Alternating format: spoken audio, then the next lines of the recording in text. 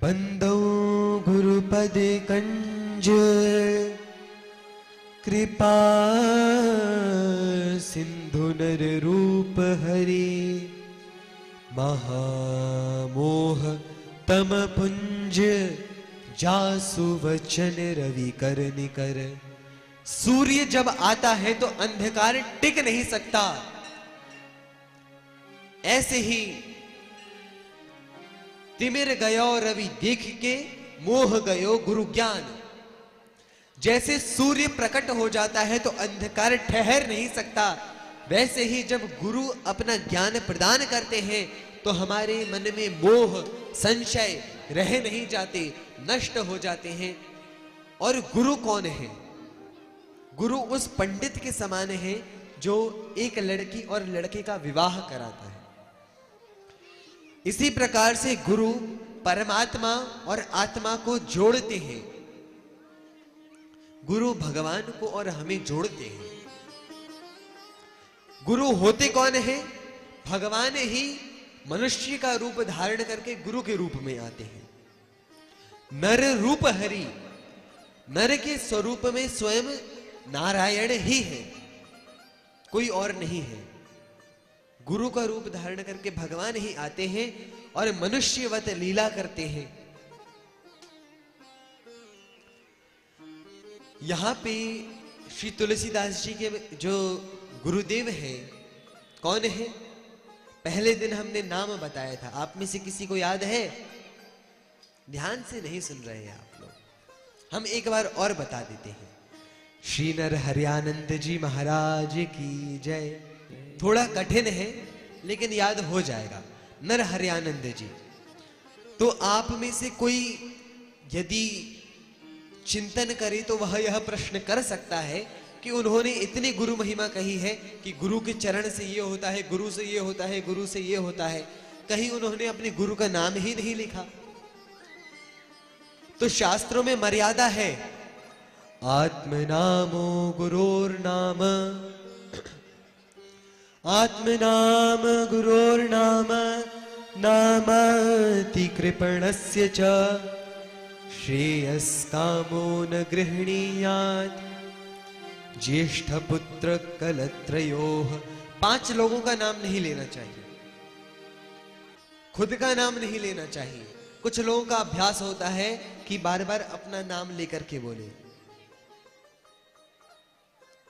जैसे मान लीजिए हमारा नाम है प्रशांत, है नहीं, मान लीजिए, अरे हमने कहा कि प्रशांत कर सकता है, प्रशांत क्या नहीं कर सकता? प्रशांत सब कुछ कर सकता है। तो बार बार जो अपना नाम लेके कहते हैं वह भी शास्त्रों में मना है। गुरु का नाम लेना मना है। अच्छा, यदि आपको अपना नाम किसी को बताना है तो ये कह दीजिए कि हमें लोग इस नाम से जानते हैं या हमारे पिताजी इस नाम से बुलाते हैं। सीधे नाम न लेकर के घुमा फिरा के कह दें कि लोग हमें इस नाम से जानते हैं और हमारे गुरुजी को लोग यह कहते हैं। तो इस तरह से सांकेतिक भाषा में हमें कहना चाहिए। बहुत कंजूस का नाम नहीं लेना चाहिए और सुबह शाम तो लेना ही नहीं चाहिए। अपनी पत्नी का नाम नहीं लेना चाहिए। सुन लीजिए, पत्नी तो पति का नाम ना ही ले, लेकिन पति को भी अपनी पत्नी का नाम कुछ रख देना चाहिए, उसका जो नाम है वह नहीं लेना चाहिए। और अपने बड़े पुत्र या बड़ी पुत्री का नाम सीधे नहीं लेना चाहिए, यह मर्यादा है। इसीलिए श्री तुलसीदास जी के गुरुजी है नर हरियानंद जी, तो गुरुजी का श्री तुलसीदास जी का एक वचन भी ऐसा नहीं है जो शास्त्र मर्यादा के विरुद्ध हो। बंदौ गुरुपद कंज कृपा सिंधु नर रूप हरि महामोह तम पुंज जासु वचन रवि कर निकर। अब गुरु होते कैसे हैं उसके विषय में।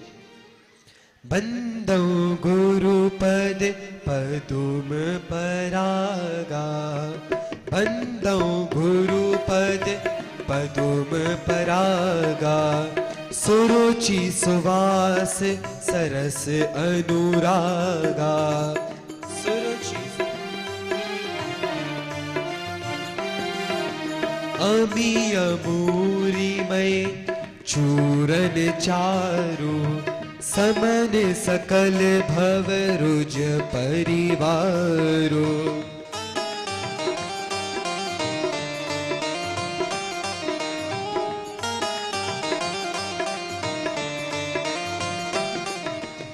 सुकृति संभूतन विमल विभूति, मंजुल मंगल मोद प्रसूति। जन मन मंजू मुकुर मल हरनी, किए तिलक गुण गण बस करनी। दलन मोह तम सोस प्रकाशु, बड़े भाग उर आवै जासु।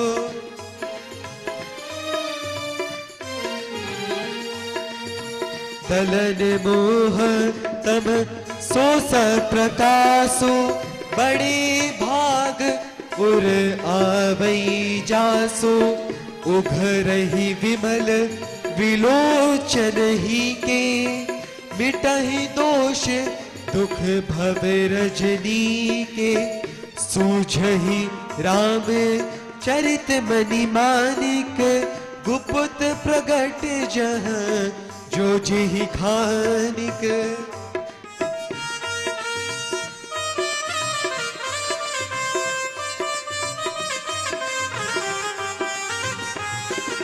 जथा सुअंजन अंजिद्रिगा, साधक सिद्ध सुजान।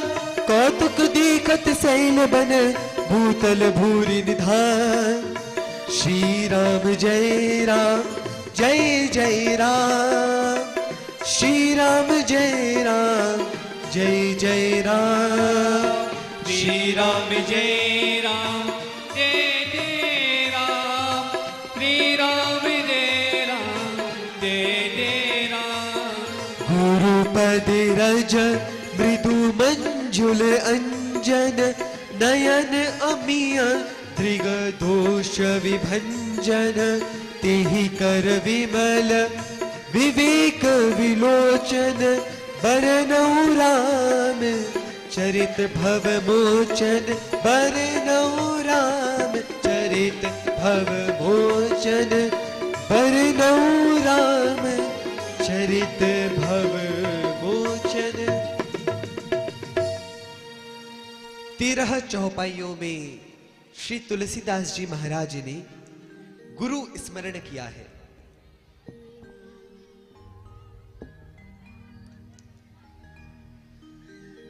बड़ी सुंदर चौपाइयां हैं। बंधौ गुरुपद पदुम परागा, गुरुदेव के जो चरण हैं वो कमल के समान हैं, मैं उनमें प्रणाम करता हूं। बंधौ गुरुपद पदुम परागा, जो क्या देने वाले हैं? सुरुचि, अच्छी बुद्धि देने वाले हैं। सुरुचि सुवास, भगवान के चरणों की सुगंध देने वाले हैं। सुरुचि सुवास सरस अनुरागा, और भगवान की भक्ति को प्रदान करने वाले हैं। भगवान की भक्ति में प्रेम प्रदान करने वाले कौन है? गुरुदेव। बोलिए श्री सद्गुरुदेव भगवान की जय। अमिय मूरी में चूरन चारु, समन सकल भव रुच परिवारो। अमृत के समान उनके चरण हैं, जो कि क्या नष्ट करते हैं? समन सकल भव रुच परिवारो, जन्म मृत्यु के चक्र को ही नष्ट कर देते हैं। पुनरपि जननम पुनरपि मरणम पुनरपि जननी जठरे शयनम, यह संसारे भव भव दुस्तारे, कृपया पाहे पाहि मुरारे। कृपया तारे पाहि मुरारे। तो इस संसार से कल्याण करने वाले गुरुदेव हैं। सुकृति संभुतन विमल विभूति, मंजुल मंगल मोद प्रसूति। जैसे शिवजी अपने शरीर पे भस्म धारण करते हैं, वैसे ही शिष्य अपने माथे पर गुरु चरणों की रज को धारण करे तो क्या होता है? जन मन मंजु मुकुर मलहरणी, की तिलक गुणगन बस करनी।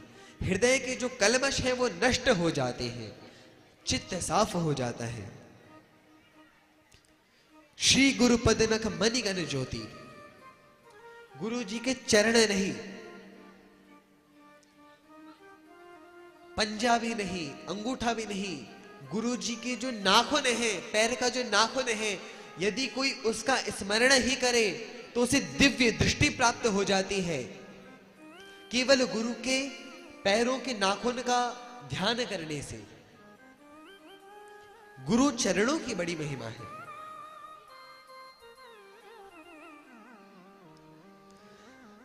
तो यदि कोई गुरु के चरण नखों का स्मरण करता है तो उसे क्या मिलता है?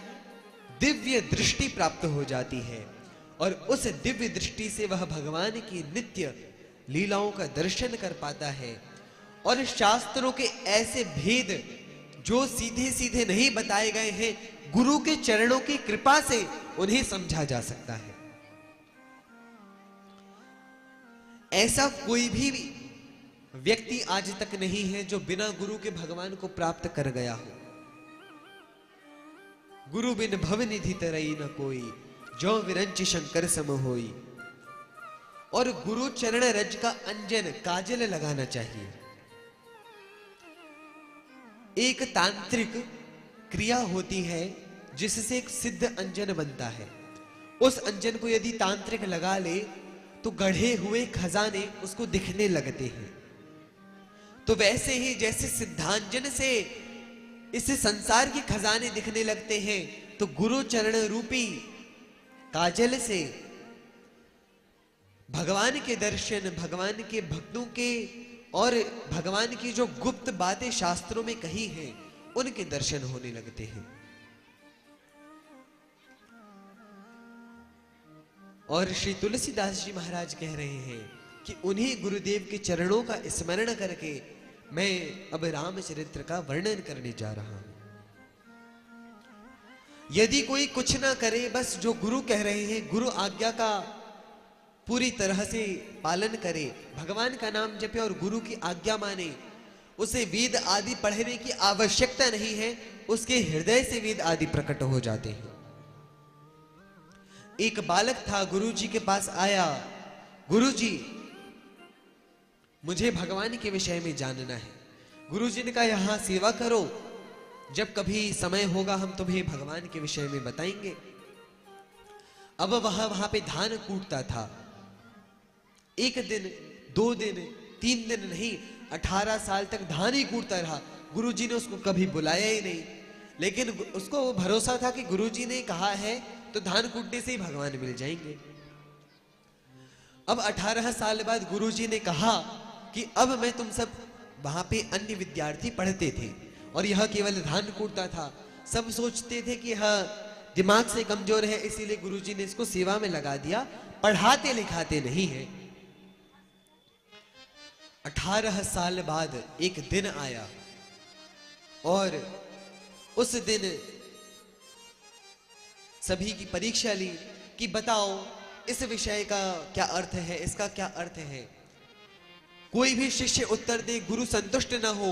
और जो 18 साल से केवल धान कूट रहा था, जिसने एक अक्षर नहीं पढ़ा था, उसको बुलाया तो उसने सब बता दिया, क्योंकि वह अपने गुरु की आज्ञा का पालन कर रहा था। तो गुरु आज्ञा पालन के प्रभाव से उसके हृदय से सभी शास्त्र प्रकट हो गए। आगे आप शबरी माता का चरित्र श्रवण करेंगे। गुरुजी ने कहा कि राम जी तुम्हारे पास आएंगे। शबरी माता से गुरुजी ने क्या कहा? राम जी तुम्हारे पास आएंगे। तो हृदय में भाव अटल हो गया, दृढ़ विश्वास हो गया कि गुरुजी ने कहा तो राम जी आएंगे। प्रतीक्षा किया उन्होंने। और कब तक प्रतीक्षा किया? आप में से किसी को पता है कि शबरी माता ने कितने समय प्रतीक्षा की? 60 साल, 8 साल, अच्छा, और 100 साल, ठीक है।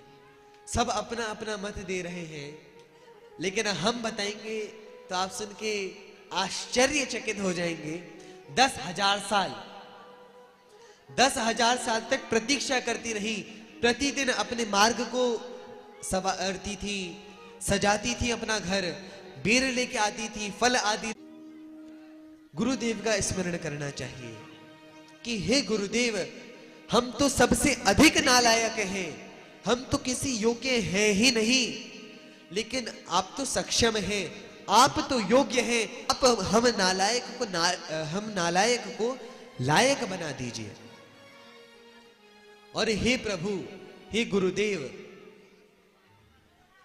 गुरु की कृपा के बिना भगवान आज तक कभी किसी को नहीं मिले, तो आप भी हम पे करुणा करिए ना, भगवान की कृपा हमें प्रदान करिए।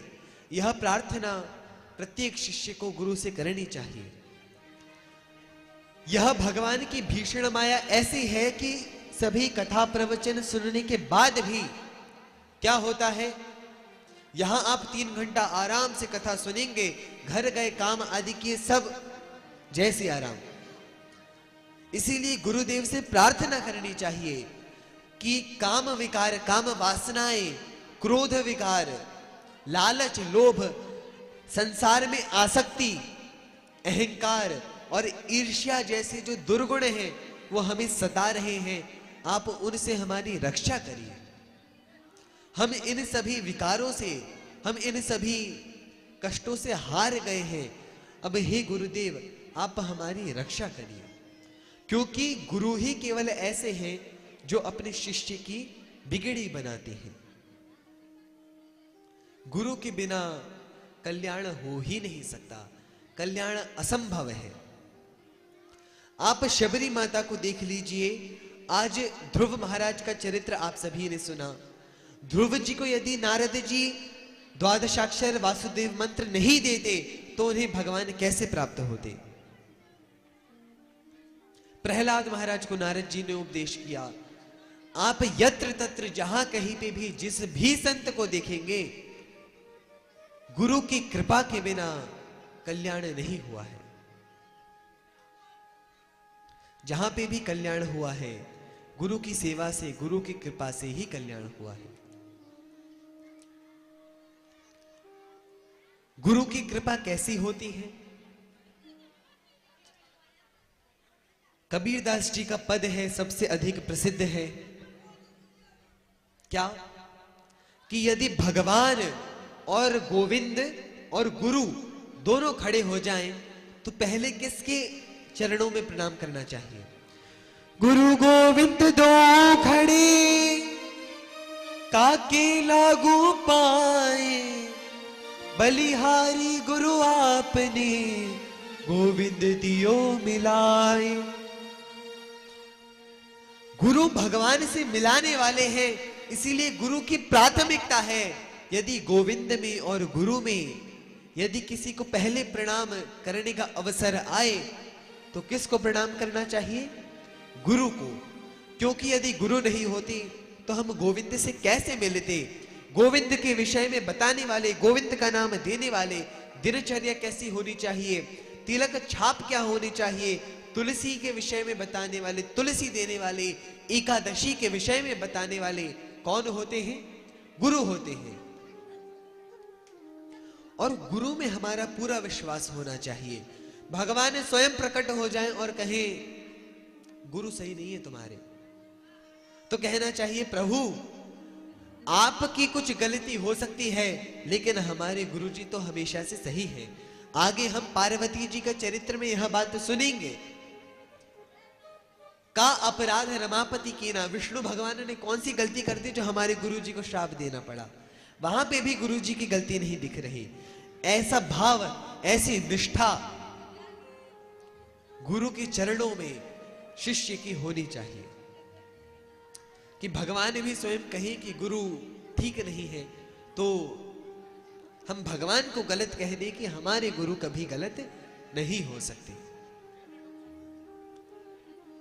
एक बार की बात है, माता काली के एक भक्त थे, और वो जो माता काली के जो भक्त थे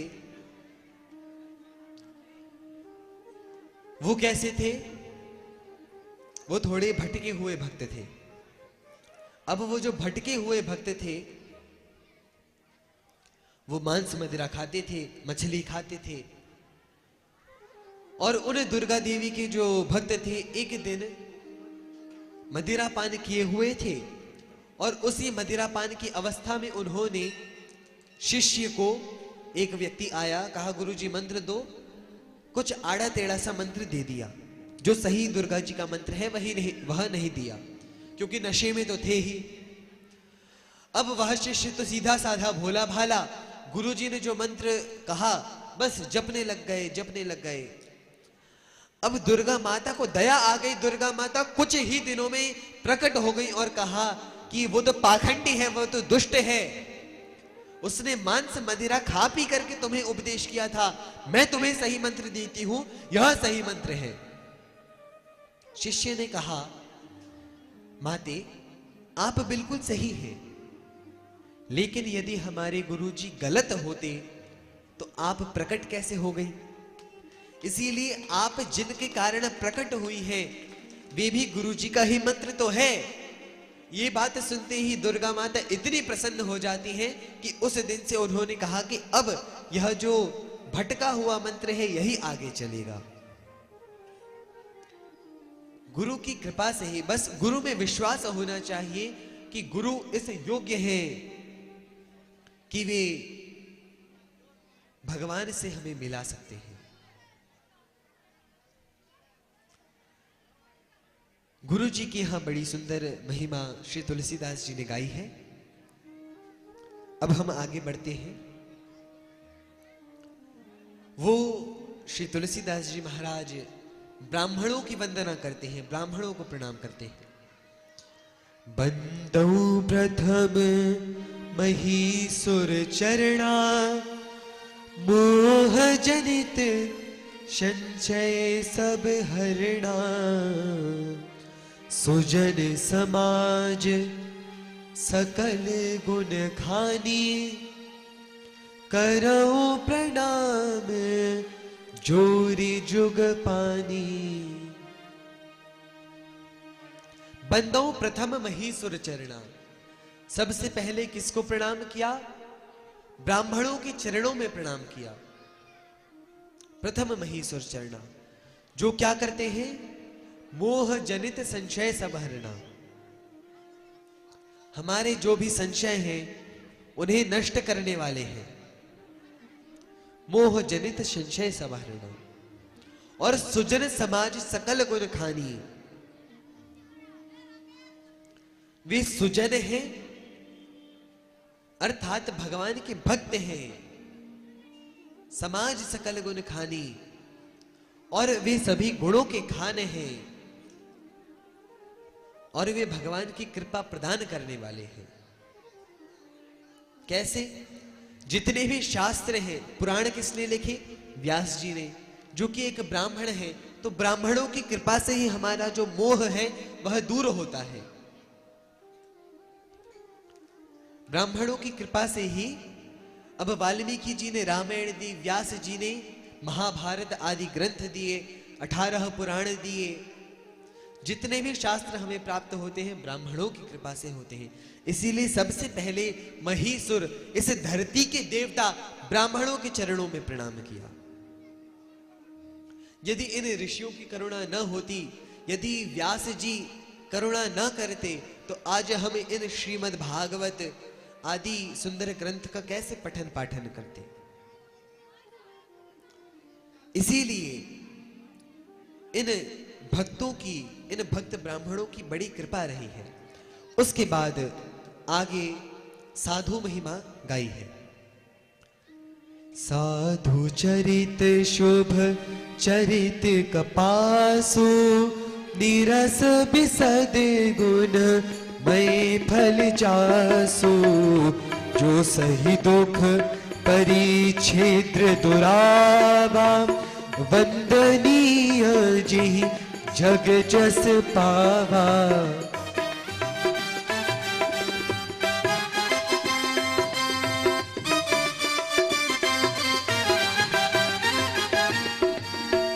साधुओं का चरित्र कैसा है?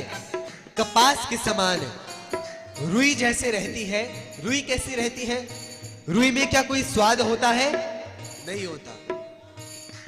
रुई को कपड़ा बनाने के लिए सीधे यूज किया जाता है, सीधे प्रयोग में लाया जाता है? नहीं, कूटा जाता है उसे।